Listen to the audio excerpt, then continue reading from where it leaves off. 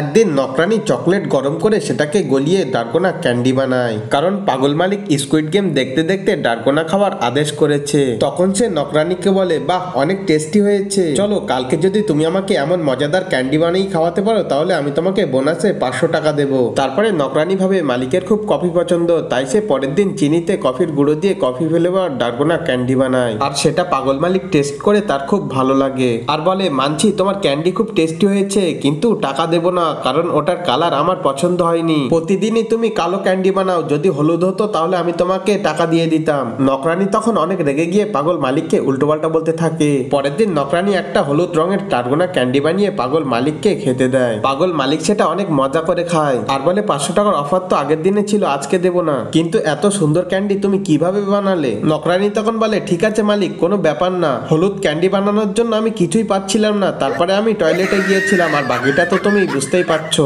ছবিটিকে ভালোবেসে like subscribe করো।